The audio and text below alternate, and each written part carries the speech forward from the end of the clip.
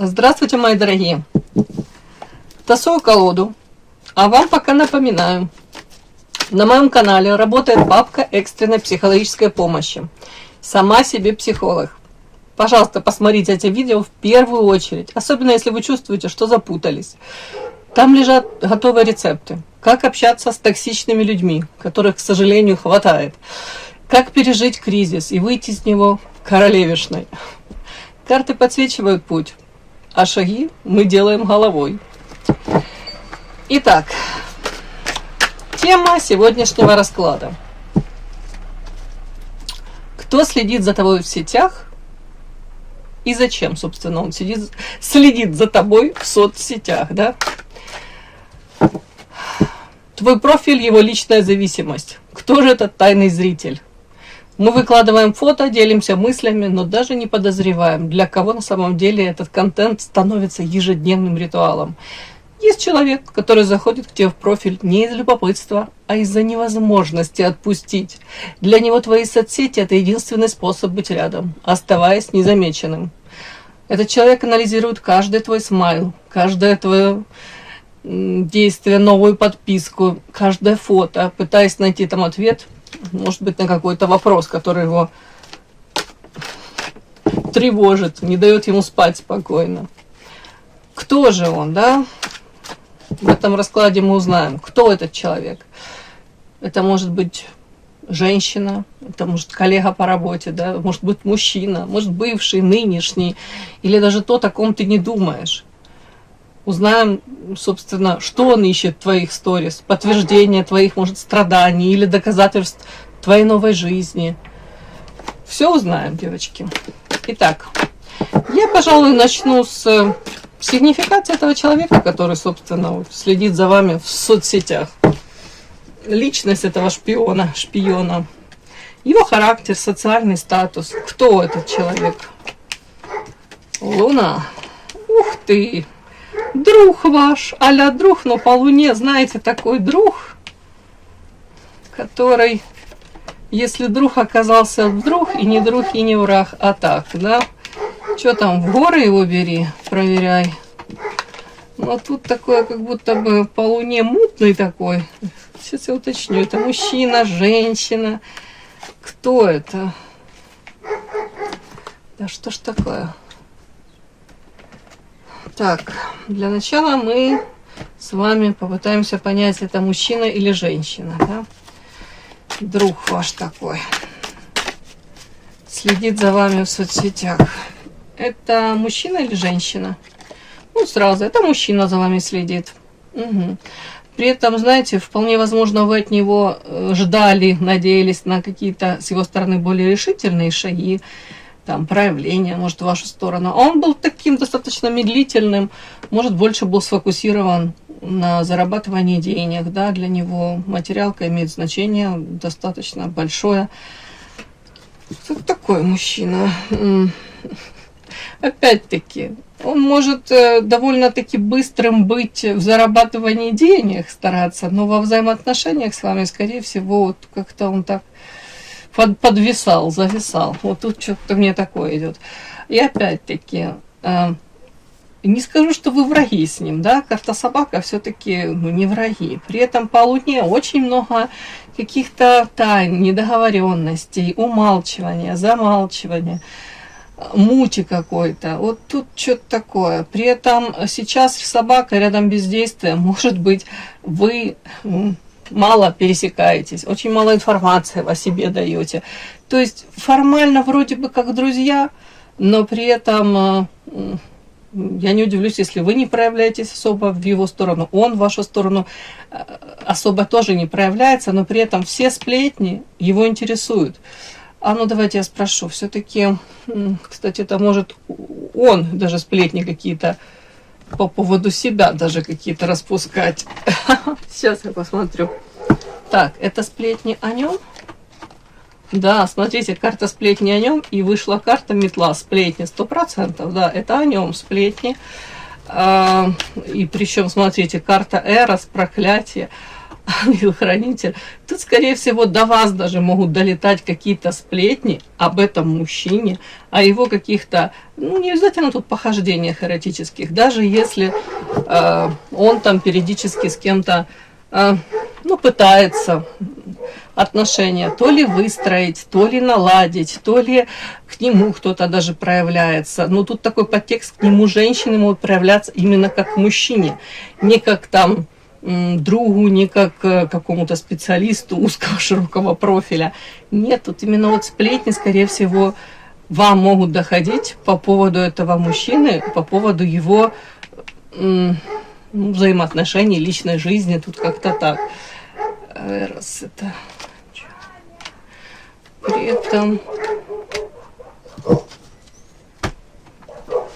При этом, девочки, какие-то карты тут выходят, знаете, странные. Тут карта сплетни, Эрос и карта проклятия, да? Тут же вышла карта справедливость. Часто она у меня проигрывается как характеристика на человека, который может быть не свободен в законном браке, в законном каком-то там союзе, да. При этом карта Луна, это говорит, скорее всего, о том, что человек не особо счастлив в этом браке. Я не буду тут говорить, что он тут на стороне там изменяет, где-то там что-то, какие-то истории все романтические ищет, приключения на пятую точку. Но тут, скорее всего, вот эти сплетни, они муссируются как-то постоянно и касаются именно его личной жизни, сексуальной жизни. Плюс его, может быть, брака, союза с кем-то. И вокруг этого столько тайн, столько каких-то вот таких каких-то, ну, сплетни два раза. При этом человек, может быть, уже подзадолбался, да, быть вот этим центром этих сплетен. Ну, я не удивлюсь, если он сам тут дровишек подбрасывает в огонь в плане каких-то, может, знаете, как недосказанность, туманность, какая-то загадочность, да, что-то там, вместо того, чтобы сказать: в законном браке я, девочки, отвяньте. Нет, он может так как-то обволакивающе, как-то так пространно, много и ни о чем разговаривать. Ладно. Кстати, почему-то мне такая идет информация, вы вполне возможно могли уже интересоваться его именно личной жизнью, его, может, семейным положением, его какими-то любовными историями. Вы могли даже просматривать это на Таро. Вот у меня так идет почему-то, я не знаю, тут руны, ангел-хранитель, вот как-то мне оно...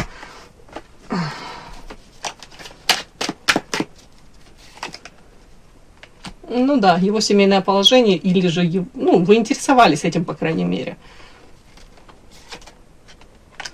Ну и карта парусник, все-таки какие-то новости об этом человеке вам интересны. Вы все равно это с интересом воспринимаете, вот, скажем так. Ну, вот как-то так. Такой какой-то мужчина мне пришел. Давайте еще парочку на него, да, может быть, чтобы вам понять, кто он. Кто он, какой он?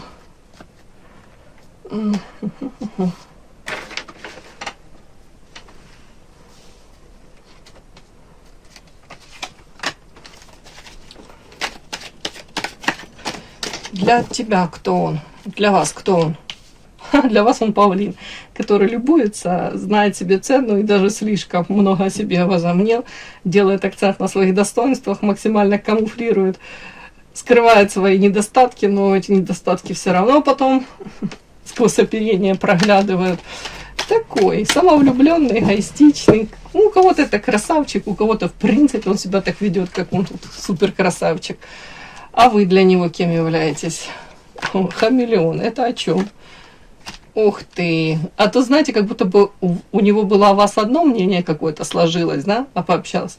А теперь он, может быть, даже собирает где-то сплетни о вас. И из этих сплетен, может быть, совершенно другая картинка перед ним раскрывается, да? Ну да. При этом, ну там вышла карта как друг он, да? Себя позиционирует. Вот он следит за вами в соцсетях. Он вышел как друг, собака, друг, да. И тут он, в принципе, может даже... Знаете, тут карта «Друзья» вышла. Это как ширма какая-то. Вот, знаете, всегда можно даже свой какой-то интерес к вам скрыть, прикрывшись, ну, такой вот, как ролью друга. Что-то такое. Ну, А это не больше, чем просто интерес как к другу? Да нифига, это больше, конечно. Тут сердце вот человек держит. Нет, это влюбленность, как минимум. Ну ладно, давайте дальше смотреть. Такая какая-то мини-сигнификация или макси-сигнификация получилась. Подпишись на канал и поставь лайк. Так, итак, шпион этот, да? Личность мы его уточнили. Давайте посмотрим буквально пару карт. Частота визитов. Как часто он заходит, в какое время суток, да? Может, особо активен в вашем поле. Токсичненько.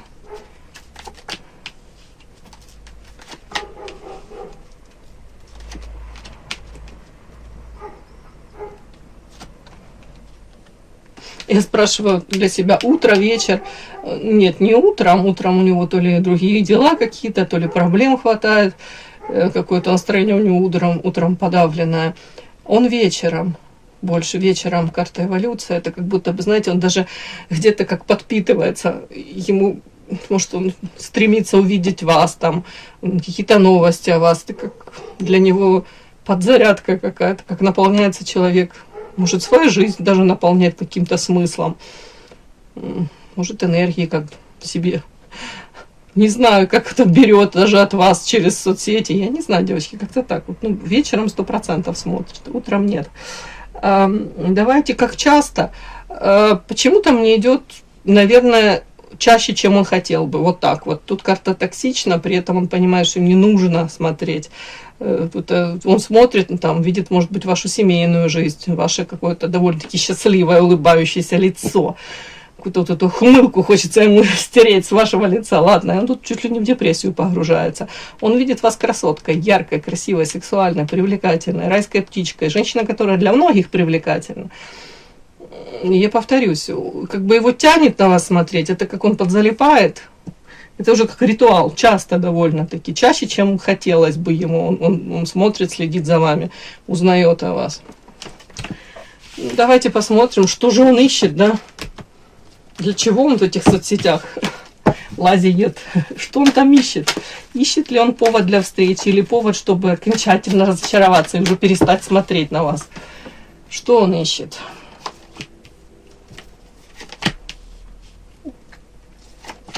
Повод для встречи, чтобы окончательно разочароваться.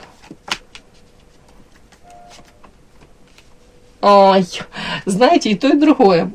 Повод для встречи, да, ему хотелось бы, может быть, узнать как-то, я не знаю, окольными путями, когда наконец-то ваше сердечко, а вы его тут то ли сознательно охладили, заморозили в отношении него, то ли вы так держите, не знаю, оборону тут какую-то такую, через нее не пролезть, никак не протиснуться. Он ждет, пока вы оттаете, может быть, ему так кажется, что он понаблюдает, когда можно с вами сблизиться. Тут карта нежность, это, знаете, такое что-то новое, нежное, какие-то вздохи при луне, какие-то полунамеки, это какой-то новый этап в жизни, вот такой, как будто бы возможность к вам дотянуться, дотронуться. При этом, ну, ему не хватает вас. Он олицетворяет с вами свое счастье. Вот тут так. То есть встречи, он повод, ищет, это все есть. Но он считает, на данном этапе вы как будто очень холодны к нему. И окончательно разочароваться, он тоже это, кстати, тоже все это наблюдает, тут сплетни собирает по поводу вас. Но дабы где-то лишний раз, может быть, тут, как павлин, расправить крылья и сказать, ну, там, то ли не судьба нам, да, или лишний раз себе, так сказать, я красавчик, я все равно, я молодец, такое что-то. Но при этом сплетни эти все равно не как-то, тут карта баланс. То ли о вас ничего такого, знаете, крамольного он не узнает, то ли как-то на одном уровне вот этот баланс удерживаете. Ну, пока я вижу, ну, заинтересованность в вас есть 100%. Конечно, ему хотелось бы тут какие-то нюансы узнать о вас. Может, даже для того, чтобы обесценить вот это вот влечение к вам. Для себя сказать, нафиг она мне нужна, вот и хорошо, что ничего у нас нет. Даже такое может быть. Так, смотрим. Этот человек, что он чувствует, когда он видит счастливой вас без него? Что он чувствует, когда видит вас счастливой без него? Ух ты. Он видит мир черно-белым, токсично, все вокруг ядовито. Свинью мне такую подложили. Нафига? Так, дуальность. Ну, я повторюсь, дуальность тут как черное белое. Он видит мир черным каким-то, да, вот чувствует, когда вы счастливы без него. При этом мостик сейчас защищается. Солнце. Так, когда он видит, что вы счастливы без него, ну, хреново ему тут токсично, ядовито. Тут карта свинью подложили, и как я мог так залипнуть. Как мостик, как к ней протоптать эту дорожку мостик, когда она закрывается от меня, она от меня закрыта. И он чувствует себя по карте Солнца, знаете, с одной стороны, это карта эгоиста, с другой стороны, это карта ребенка. Он чувствует себя недомужчиной, где-то может быть мужчиной, которому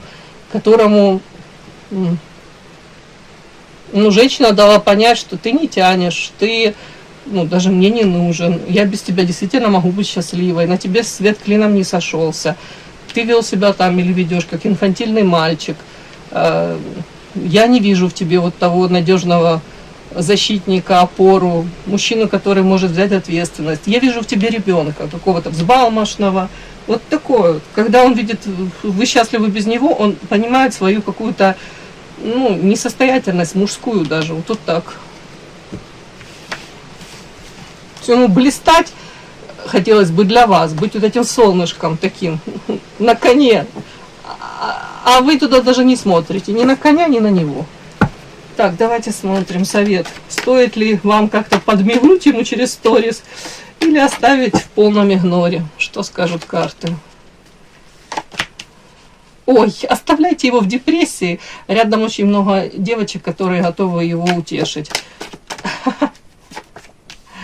Новости. Так, стоит ли подмигнуть? Ух ты.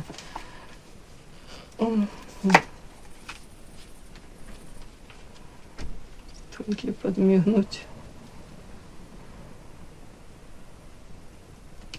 Даже не знаю, двойственно. Первое, я, конечно, считала, что пусть он остается там, где он есть, и пытается добрать этой энергии, которой ему не хватает у девочек, у желающих хватает, да. При этом вот все-таки вот это письмо, это, знаете, можно также прочитать, как подмигнуть действительно через сторис. Тут нежность, но при этом же свинью вы себе подложите. Это, знаете, у кого-то, если вы хотите там типа самоутвердиться, типа его спровоцировать на что-то, но этим вы себе даже какую-то, как злую шутку себе можете вы с собой сыграть. Можете тут как-то ему что-то просигнализировать, если уж там сильно у вас красивые, не знаю, то ли фотки какие-то там, не знаю, вы там в каком-то купальнике загорела где-то на отдыхе, или, я не знаю, тут как-то так двойственно, девочки, сейчас я уточню.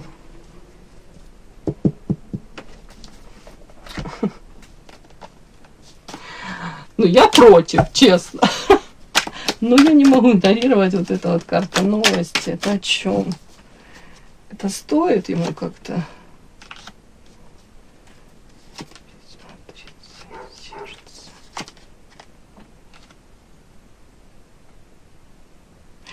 Это ему вы? Это он вам? А он, кстати, будет долго и нудно еще раскачиваться, я вам хочу сказать. В открытую вряд ли он будет проявляться. Ему как бы так хотелось проявиться, чтобы наверняка понимать, что вы в эти сети попадете. И при этом какая-то тут еще таинственность по карте замок. Как-то так странно. Ну, в общем, так. Тут мнения разделились, наверное, скажу.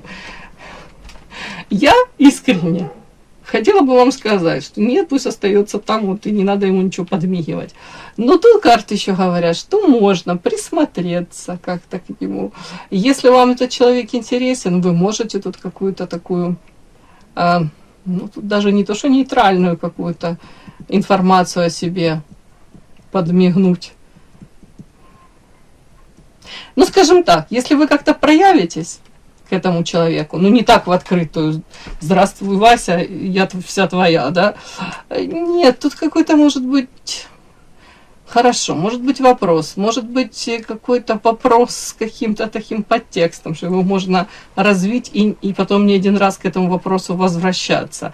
Может быть вопрос о ком-то из знакомых даже.